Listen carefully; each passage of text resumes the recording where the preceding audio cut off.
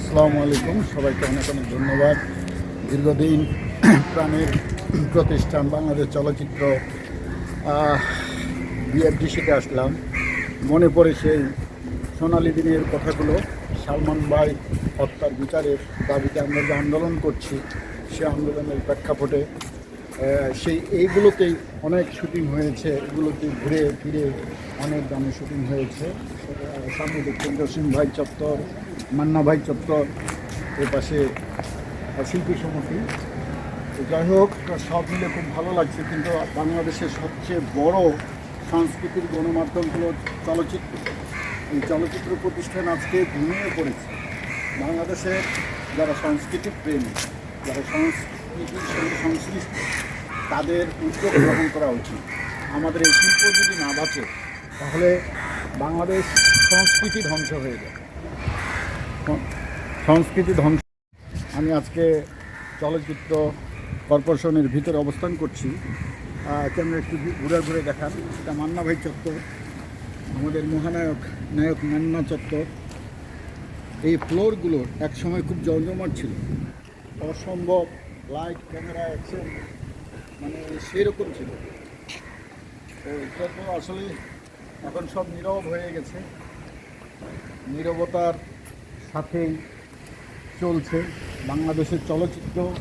এমন একটা সংস্থা, আসলে এইভাবে চলচ্চিত্রটা শেষ হয়ে যাবে এটা মানতে পারছি না। একজন সংস্কৃতিকর্মী সালমান ভাই মৃত্যু রহস্য উদ্ঘাটন হতে চলেছে ইতিমধ্যে। আমরা সর্বোচ্চ দাবি জানাই সালমান ভাইয়ের হত্যাকারী, যা এখন প্রকাশ্যেই চলে এসেছে, তার বন্ধু খলনায়ক ডন এবং তার স্ত্রী স্বামীরা, তাদের সর্বোচ্চ শাস্তি দাবি জানাচ্ছি। সে সাথে সালমান ভাইয়ের সঙ্গে সুপার ডুপার জুটির নায়িকা, সুপার লেডি সুপার স্টার শাবনূরেরও তলব করা উচিত। কারণ সব কিছুই আপনি জানেন, আজকে ঠিক চলচ্চিত্রের উপরে, মানে চলচ্চিত্রের ভিতরে এসে, প্রতিষ্ঠানের ভিতরে এসে আমি প্রতিবাদ জানাচ্ছি তীব্র থেকে তীব্র। যাই হোক, ক্যামেরা দিয়ে একটু ঘুরাই দেখান। একদম শুনশাম, ঘুমিয়ে আছে, সবাই ঘুমিয়ে গেছে। সংস্কৃতির কোনো কাজ নেই, কোনো কাজ নেই, শুটিং নেই, কোনো কিছু নেই। বাংলাদেশ গভর্নমেন্ট এই বিষয়ে কি দেখবেন একটু ভেবে?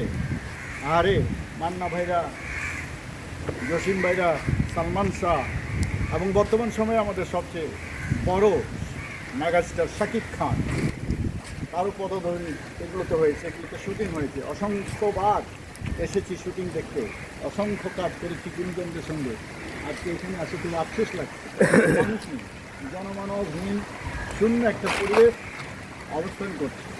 তো যাই হোক, আসলাম, দেখলাম, কিছুটা ভালো লাগলো, কিছুটা কষ্ট হচ্ছে। সর্বশেষ বলতে চাই, সালমান ভাই হত্যার মৃত্যুর রহস্য উদ্ঘাটন হোক এবং চূড়ান্ত যারা দোষী তাদের শাস্তির আওতায় নিয়ে আসা হোক।